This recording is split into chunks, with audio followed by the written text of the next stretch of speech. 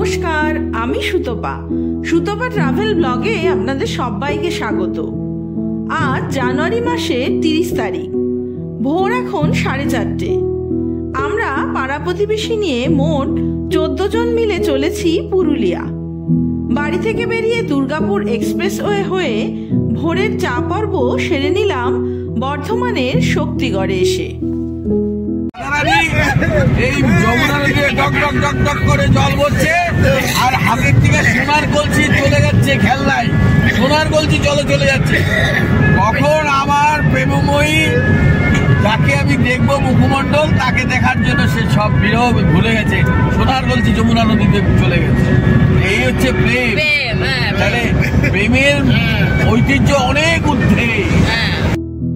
রাস্তায় নন্দী কাকার কৃষ্ণ প্রেমের কাহিনী ছাড়াও ধর্মীয় নানা তত্ত্ব কাহিনী শুনতে শুনতে পার করে আসলাম প্রায় 150 কিলোমিটার পথ। এখনো বাকি অনেকটা পথ। এবারে হাইওয়ে ছেড়ে রানীগঞ্জের শিয়ারশোল মোড় থেকে বাঁদিকে টার্ন নিতেই রাস্তার ধারে এক সুন্দর মন্দির দেখে থামানো হলো গাড়ি। চলুন সকালবেলা মন্দির দর্শনও করে নেওয়া যাক। তবে বাইরে থেকে যেমন অদ্ভুত সুন্দর এই মন্দির, ভিতরেও তেমনই শান্ত স্নিগ্ধ পরিবেশ। মন্দিরের ভেতরে বিভিন্ন ধরনের দেবতার বিগ্রহ রয়েছে, তবে ছবি তোলা নিষিদ্ধ। দিনের শুরুতেই এখানে এসে মনটাও ভালো হয়ে গেল।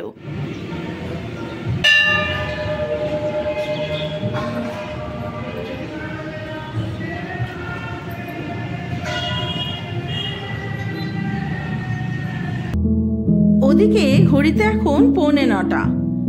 সবার মনে হলো রাস্তার ধারের এই লিট্টি চোখা পাওয়া যাচ্ছে যখন, তাই দিয়েই আজকের জলখাবার সেরে নেওয়া যাক। তাই আগুনে শেখা লিট্টি সঙ্গে ঘুগনি, আলু বেগুনের চোখা আর ধনেপাতার চাটনি, কাসুন্দি, কাঁচা লঙ্কা দিয়ে খাওয়া দাওয়াটা বেশ জমিয়েই হলো। চলুন আবারও পথ চলা শুরু করি। রানীগঞ্জ স্টেশন পার করে শালতোরা থেকে রঘুনাথপুর, দুর্গাপুর হয়ে আমরা ধরবো পুরুলিয়া রোড। বাড়ি থেকে বেরিয়ে পুরুলিয়ার পাখি পাহাড়ের দূরত্ব গুগল ম্যাপ দেখাচ্ছিল 290 কিলোমিটার, আর সময় লাগবে মোট 7.25 ঘন্টা মতো।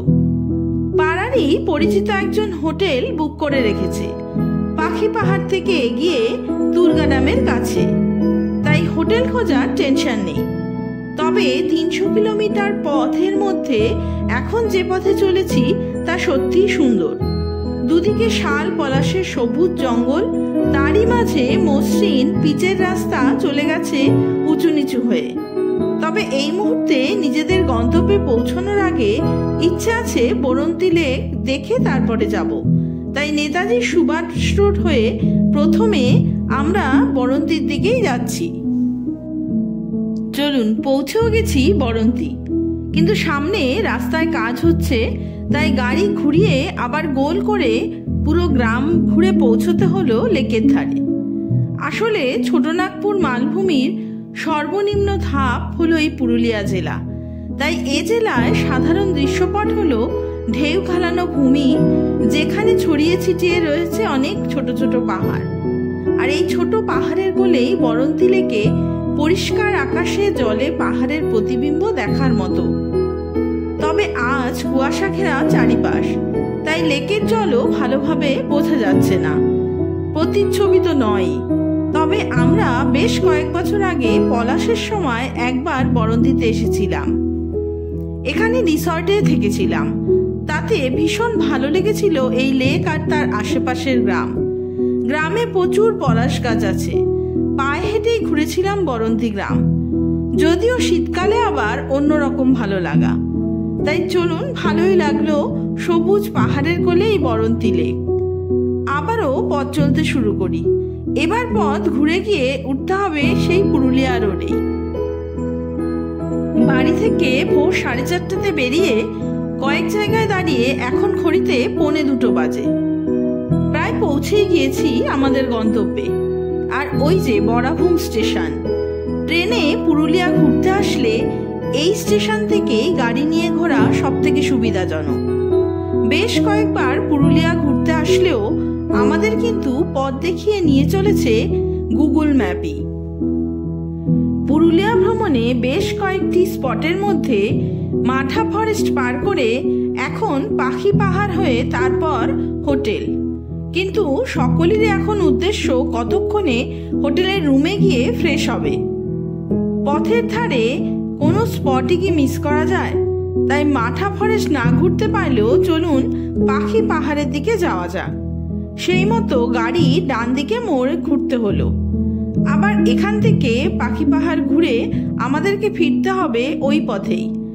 চলুন, পৌঁছেও গেছি পাহাড়ের সামনে। কত দূর যেতে হবে? আসতে যেতে 15-20 মিনিট লাগবে। সত্যি কথা তো? হ্যাঁ, সত্যি কথা। তারপর 1 ঘন্টা লাগবে? না না, তার মধ্যে যদি আপনারা যদি লেট করবেন তাহলে তো আর কি গেলে আমি একাই যাব। কতটা হাঁটতে হবে? বেশি বার হাঁটতে হবে। গাড়ি করে যাওয়া যাবে না আগে? গাড়ি করে যাওয়া যাবে না, গাড়ি তো জঙ্গল দিয়ে তো যাবো।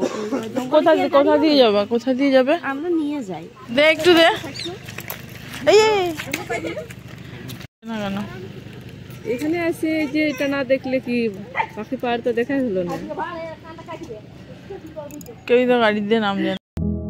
আসলে পাখি পাহাড়ের মূল আকর্ষণ কিন্তু পাহাড়ের গায়ে 65টি ডানামেলা পাখির ভাস্কর্য খোদাই করা রয়েছে। বেশ কয়েক বছর ধরে শিল্পী চিত্তদে এই পাহাড়ের ইনসিটু রক স্কাল্পচারের কাজ করেছেন। সাধারণত ভাস্কর্য শিল্পীরা বাছাই করা পাথর তুলে স্টুডিওতে নিয়ে এসে সেই পাথর কেটেই মেলে ধরেন নিজের শিল্পকে। কিন্তু এক্ষেত্রে পাথরটিকে যথাস্থানে রেখেই তাতে খোদাই করা হয়েছে বিভিন্ন আকৃতির পাখি, ঠিক যেমনটি আমরা অজন্তায় দেখতে পাই। দেখলেন কিছু? দেখলেন মানে ওই ছবিগুলো খোদাই করা? হ্যাঁ, সুন্দর না? কতক্ষণ লাগলো?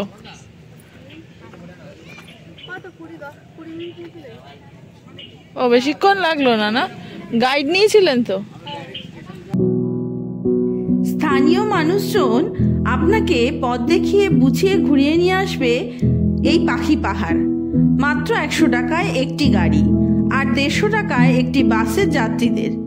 কিন্তু এবারের মতো কেউ আর গাড়ি থেকে নামতে রাজি হলো না, তাই আমারও আর পাখি পাহাড়ে যাওয়া হলো না পাখি দেখতে।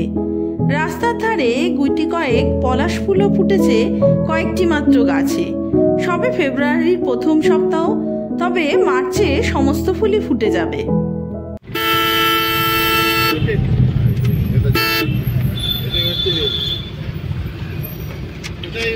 অযোধ্যা মোড়। Continue on Bagmundi Ajodhya Mall, Bosidi Ajodhya. Baghmundi Ayodhya মোড় থেকে ডান দিকে রাস্তা গেছে তুর্গা ফলস বা তুর্গা ড্যামের দিকে। এই রাস্তাতেই hotel Mamata the glory in. এই গ্রামের নাম গোসাইডিহি। তবে এই হোটেল থেকে পুরুলিয়ার সমস্ত টুরিস্ট স্পট খুব কাছেই, সেক্ষেত্রে এই হোটেল মন্দ নয়। এখানে আমাদের 2টো 4 বেডের রুম বুক করা আর 3টে ডবল বেডের রুম, সঙ্গে একটি ড্রাইভার রুমও রয়েছে। এটি হলো নিচের তলার 4 বেডরুম আর এটি হলো ওপর তলাতে 4 বেডরুম, যার একদিনের রুম চার্জ 1500 টাকা করে। এখন শীতকাল, তাই এসিরও প্রয়োজন নেই। আর ওপর নিচ মিলিয়ে এক একটি ডবল বেডরুমের চার্জ 1000 টাকা করে পড়েছে। হোটেলের পিছন পোর্শনে রয়েছে ওপেন আর ভিতরেও রয়েছে এক ডাইনিং স্পেস। তবে আমরা বাইরে বসেই খাওয়া পছন্দ করলাম, তাই দুপুরের লাঞ্চ সারলাম বাইরের ডাইনিং স্পেসেই। দুপুরে ভাত, ডাল, ভাজা, ফুলকপির তরকারি, আলু পোস্ত, মাছ, চাটনি, পাঁপড় দিয়ে খাওয়া দাওয়া সেরে এবারে চলুন আবার বেরিয়ে পড়ি ঘুরতে। রাতে খাবারের অর্ডার করে বেরোতে বেরোতে বিকেল 5টাই বাজতে চলেছে। পথে দেখা মিলল সবুজ ধান খেতে ময়ূরের, তবে দৌড়ে আমি কাছে গেলেও সে দূরেই রয়ে গেল। চলুন এবারে প্রথমেই চলে আসলাম পুরুলিয়ার বিখ্যাত মুখোশ গ্রাম চারিদা বা চারিদা গ্রামে, যা হোটেল থেকে মাত্র 5 কিলোমিটারের পথ। পুরুলিয়ার ঐতিহ্য ছৌ নৃত্য ব্যবহৃত ছৌ মুখোশের জন্য চারিদা গ্রাম বিখ্যাত। প্রায় 150টি পরিবার মুখোশ তৈরির সাথে জড়িত এখানে। ছৌ শিল্পটি 150 বছর আগের বাঘমুন্ডির রাজা মদন মোহন সিংহদেওর রাজত্বকাল থেকে শুরু হয়েছে, যা আজও বজায় রয়েছে সমানভাবে। রাস্তার দুপাশে শিল্পীদের নিজস্ব দোকান সহ কর্মশালাও রয়েছে। সকলে এখানে বংশ পরম্পরায় জীবিকা নির্বাহের জন্য এই ছৌ মুখোশ তৈরি করে আসছে।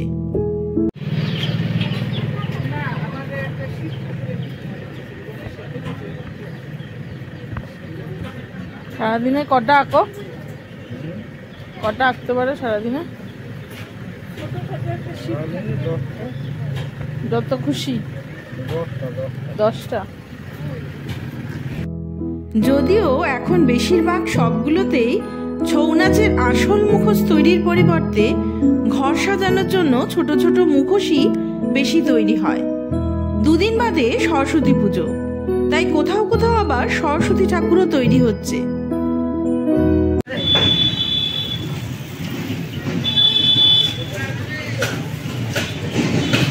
তোমাদের বাড়ি কাছাকাছি? সবাই মুখোশই বানায়? হ্যাঁ। কত নিল এটা? 10 টাকা। হ্যাঁ। এটার ওয়েট কেমন হবে গো?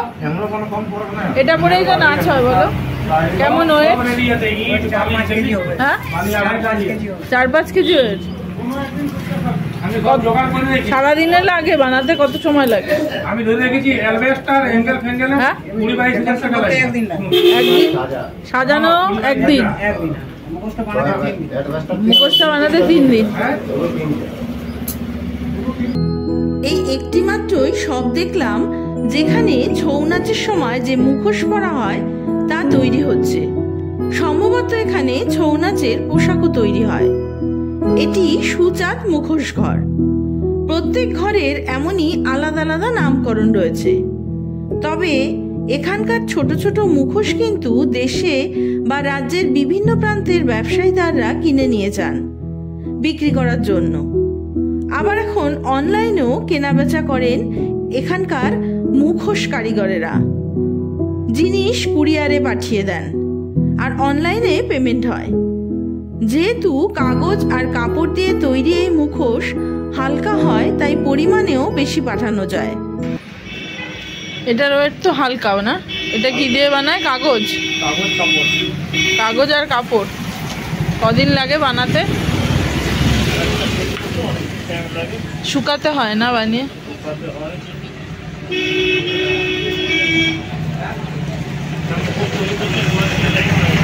5 দিন লাগে। মানে বেশিরভাগই এই গ্রামে বাড়ি না? ছৌ নাচ যারা করে সবাই ছৌ নাচ। ও, আপনারাও করেন?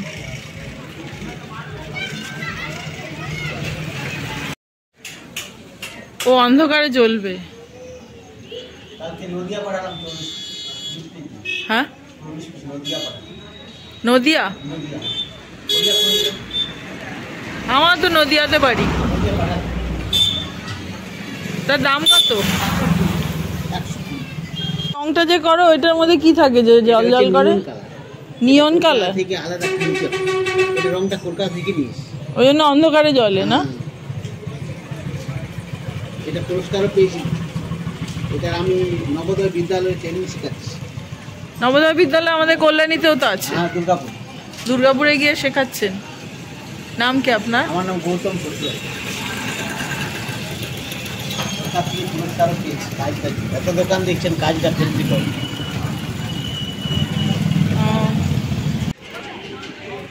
কাগজ আর পাট দিয়ে তৈরি। তারপরে দাম কত এটা?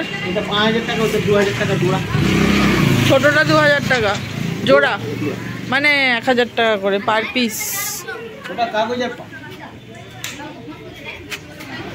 হালকা ধরে তো দেখি।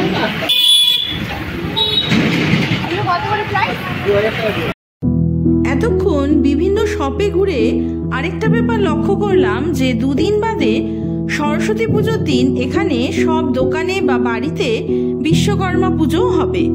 চলছে বিশ্বকর্মা ঠাকুর তৈরিরও প্রস্তুতি। তাদের ব্যবহারের বিভিন্ন জিনিস কারিগরেরা ঠাকুরের সামনে দিয়ে নিষ্ঠা করেই পুজো করেন। আবার ওই দিন শীতল ষষ্ঠীও পালন করা হয়। এ গ্রামের সকলে যেমন ছৌ নাচের মুখোশ বানান, আবার তেমনি ছৌ নাচের সাথেও তারা যুক্ত। বছরে একবার এখানে বিশাল করে ছৌ নাচের প্রদর্শনী হয়। জিজ্ঞেস করে জানতে পারলাম রং হিসাবে এনারা ফেব্রিক কালার, মাটি কালার, পোস্টার কালার ব্যবহার করেন। এমনই নানা গল্প সারলাম নানা শপের নানা মানুষের সাথে। মানে সবাই পারে বলো আঁকতে? বাড়ির বাচ্চারাও পারে? হ্যাঁ হ্যাঁ।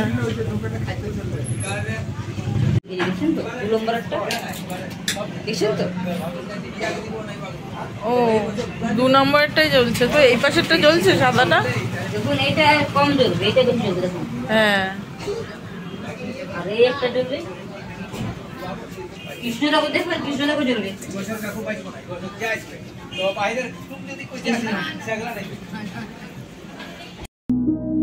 চলুন আমিও গিফট দেওয়ার জন্য কতগুলো মুখোশ কিনে নিলাম, ওই 150 টাকা দামের। এবারে আমরা যাব খয়ের বেড়া ড্যাম। ওদিকে সন্ধ্যা হতে চলেছে, তাই তাড়াহুড়োও করছি, কারণ সেখানে সূর্যাস্তের দৃশ্য নাকি অপরূপ সুন্দর। চারিদা গ্রাম থেকে খয়ের বেড়া ড্যামের দূরত্ব দেখাচ্ছে 12 কিলোমিটার। সময় লাগবে 25 মিনিট মতো। তবে মেন রাস্তা ছেড়ে এবার গ্রামের পথ নিয়েছি। ভরসা কিন্তু গুগল ম্যাপই। এ পথও ভারী সুন্দর। গ্রামের জমি ক্ষেতের মাঝ দিয়ে সরু রাস্তা চলেছে, আর সঙ্গে চলেছে ছোট পাহাড়। চলুন চলেও এসেছি। তবে আমরা একা নই, এসেছে অনেক টুরিস্টরাই দেখছি। লেকের ধারে একটা রিসর্টও রয়েছে থাকার জন্য। বললো সূর্যাস্ত দেখা যায় কোন দিক দিয়ে? কোথায় সূর্য হয়ে গেল? কোথা দিয়ে? কোন দিকে? এবার অপূর্ব সুন্দর খয়রাবেড়া লেক আর তার চারিপাশের পরিবেশ। চারিদিকে সবুজ পাহাড়ে ঘেরা। লেকের জলকেও ঘিরে রয়েছে পাহাড়।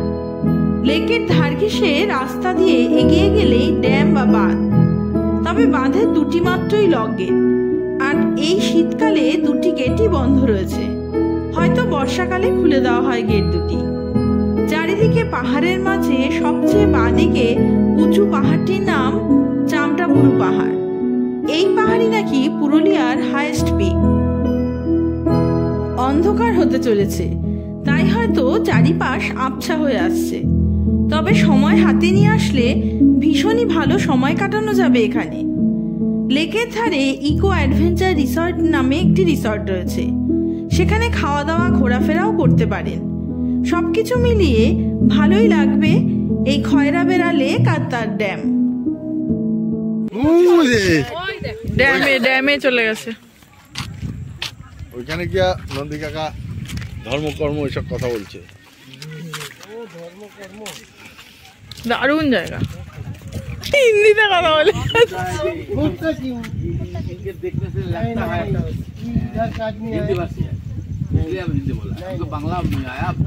নন্দী কাকা পুরুলিয়াতে এসেও হিন্দিতে কথা বলার চেষ্টা চালিয়েই যাচ্ছে।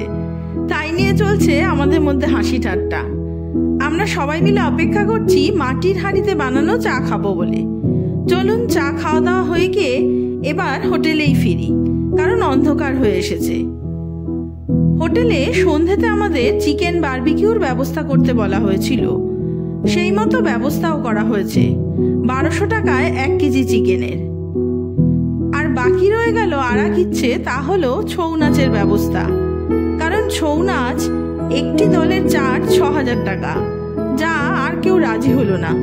যদিও আগে পুরুলিয়া এসে ছৌ নাচের যাত্রাপালা দেখে গিয়েছিলাম বিনা পয়সাতেই। তাই চলুন রাতের খাওয়া দাওয়া সেরে নিলাম রুটি, মাংস, ভাজা, আলু ভর্তা দিয়ে। আজ তবে এই পর্যন্তই থাক। আপনাদের সাথে দেখা হবে পুরুলিয়ার অন্যান্য জায়গায় ঘোরা নিয়ে পরের পর্বে।